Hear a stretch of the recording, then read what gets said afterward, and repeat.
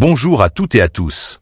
Aujourd'hui, nous plongeons au cœur d'une question brûlante. La présidentielle ivoirienne est-elle déjà jouée d'avance pour Alassane Ouattara, Côte d'Ivoire, à l'aube d'une élection brûlante? Alassane Ouattara est-il assuré de l'emporter face à une opposition décimée par les disqualifications? Laurent Gbagbo, Tidjane Thiam exclu. Coup de théâtre ou coup monté? Plongé dans un débat explosif qui décrypte les enjeux de ce scrutin crucial du 25 octobre 2025. Restez avec nous, l'Afrique retient son souffle. Restez avec nous, car les révélations qui suivent pourraient bien vous surprendre. Alors moi ça ne m'a pas surpris du tout, notamment par rapport à Gbagbo, Laurent Gbagbo et Tidjane Thiam. Ils étaient déjà disqualifiés par la commission électorale, mais ils se sont maintenus par principe pour aller jusqu'au bout et le Conseil constitutionnel a tranché justement dans ce sens-là. Alors la surprise est venue de Finguessan. Parce qu'à un moment donné, on nous l'a vendu ou survendu comme le candidat qui allait mettre à mal Alassane Dramane Ouattara. Alors la surprise est venue du fait qu'il n'a pas eu les parrainages, semble-t-il, suffisants pour que sa candidature soit maintenue. Ça, je suis tombé un peu de nu. Motif contesté d'ailleurs par l'entourage d'Finguessan et par lui-même. Oui, exactement, mais le Conseil constitutionnel, en tout cas, a fait son travail et a vérifié, et donc l'a disqualifié. Ça m'a étonné. Pour le reste, que Simone et Yvette soient qualifiés, c'est très bien. J'espère que Laurent Gbagbo, Tidjane Thiam, Finguessan vont se mettre derrière elle, même s'ils l'ont mauvaise parce que éliminée par le Conseil constitutionnel. Je pense effectivement qu'ils vont se ranger derrière elle. Vous avez une approche bien optimiste en tout cas. Ah ben écoutez, ils n'ont que ça à faire puisque. Ah mais ça il faut le leur dire parce que au fond, Billon est très léger.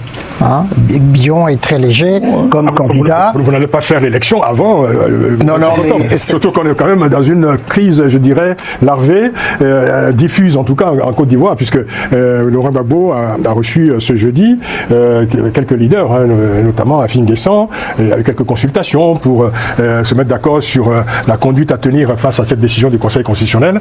Donc voilà, on est quand même, je dirais, dans un nouveau psychodrame en Côte d'Ivoire dont on ne connaît pas encore l'issue. Je ne crois pas qu'il y aura un psychodrame, mais ça c'est normal que ces leaders écartés puissent se concerter entre eux pour trouver la stratégie justement pour au moment des élections soutenir un candidat ou une candidate. Oui. Mais donc pour vous la messe est dite, en tout cas pour le Tidjane Thiam par exemple. Oui, non, c'est terminé ça. Hein. À 2 reprises il a été recalé, donc je vois pas par quel miracle du Saint-Esprit il va revenir dans le jeu.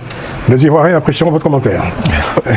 Gracien Okindekiza. Oui, moi ce que je déplore, c'est que ce soit Gbagbo ou Thiam, ils savaient bien qu'ils n'allaient pas passer. Ils auraient dû préparer quelqu'un d'autre, un jeune, pour bien longtemps, pour que la personne soit capable d'affronter. M. Awad Dombello s'était présenté, qui parlait lui d'une candidature de précaution au cas où Laurent Gbagbo n'aurait pas été retenu, mais il a été d'ailleurs aussitôt exclu du parti PPA. Oui, voilà. C'est ça le problème. Ils auraient dû, dès le départ, ils ne devaient pas forcer. Oui. Ils savaient bien que Ouattara n'allait pas lâcher. Ils auraient dû préparer bien longtemps quelqu'un ou des personnes afin d'affronter Ouattara. Et ce que je pense, ce qui serait bien, candidats qui pouvaient, disons, challenger Ouattara, on peut dire qu'ils ne sont pas sur la liste. Mais il y a d'autres, Gbagbo et Thiam. Mais on peut se dire qu'il y a d'autres qui peuvent émerger. Espérons que les élections vont être libres et démocratiques. Pour que vraiment, s'il y a quelqu'un qui peut, ça peut être dans plusieurs pays, par exemple, il y a quelqu'un qui peut émerger, ils peuvent battre Ouattara. Donc, émerger, la liste, elle est bouclée la liste. Hein.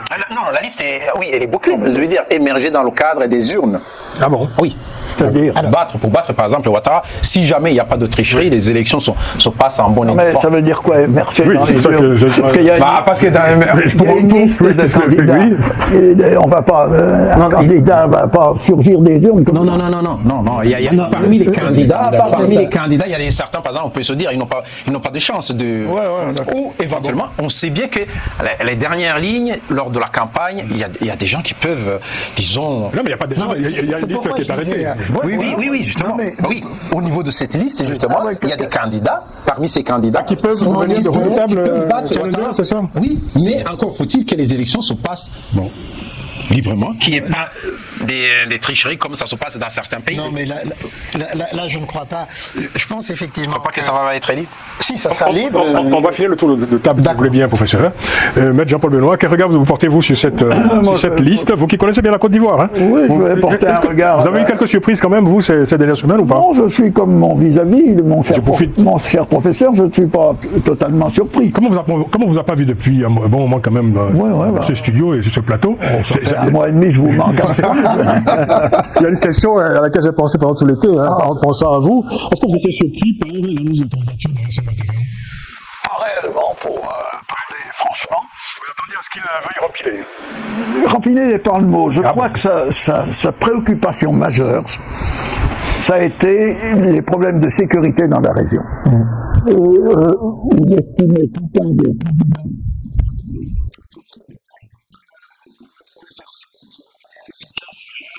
problème de sécurité régionale. Ce point sera évacué à la fin de son mandat, vous pensez? En tout cas, il va y veiller avec beaucoup d'attention. Et moi, j'ai parlé cet été avec un ami américain qui travaille avec le secrétaire d'État adjoint aux affaires africaines à Washington. Le prochain objectif des Russes, c'est de déstabiliser la Côte d'Ivoire. Oui. Parce que la Côte d'Ivoire apparaît encore comme un pays qui garde des relations bilatérales apaisées avec la France et avec ce que je mets entre guillemets, ce qu'il est convenu d'appeler l'Occident. Donc cette élection va se dérouler calmement parce que les Ivoiriens n'ont pas réagi violemment à l'annonce de cette décision. Gbagbo et Thiam savaient qu'il avait des problèmes pour être candidat. Thiam connaissait la loi de 1964. C'était à lui de prendre les précautions nécessaires pour que sa candidature ne soit pas juridiquement contestée et contestable. Oui. Et je pense que l'élection va se dérouler calmement parce que les Ivoiriens n'ont pas envie de se battre, parce que la présidence de Ouattara, malgré toutes les critiques qu'on peut faire à tout gouvernement, a quand même été une présidence apaisée, avec des investissements majeurs, des actes de développement importants, une armée réorganisée. Donc c'est un pays qui a vécu... Vous admettrez quand même que les oppositions ont une autre lecture de ce bilan. Ah ben elles ont une autre... Qui est tout aussi respectable. Non mais ça c'est la mienne, et je respecte les oppositions. Maintenant, je pense qu'en plus, après le scrutin présidentiel, il va y avoir un scrutin législatif. C'est ça. Et les partis politiques pourront se présenter tout à fait librement. Et il y aura un Parlement, enfin une Assemblée nationale, où l'ensemble des forces politiques ivoiriennes sera représenté. Donc, je pense que cette élection va se dérouler dans le calme et la sérénité.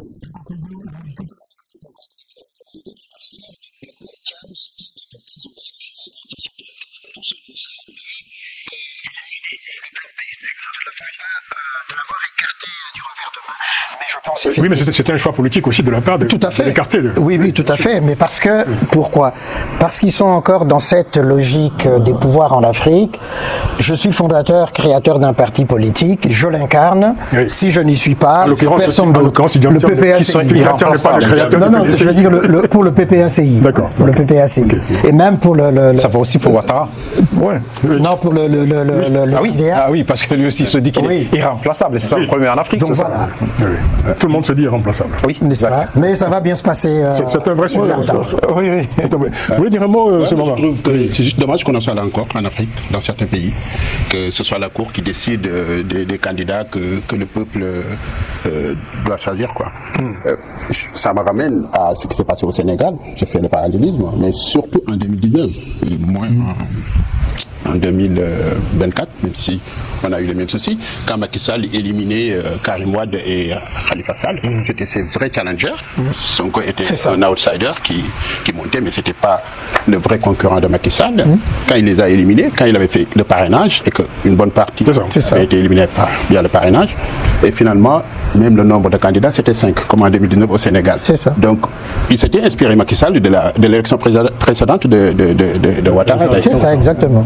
Donc aujourd'hui, on a l'impression que le cycle continue en Côte d'Ivoire et dans d'autres pays africains, et c'est dommage.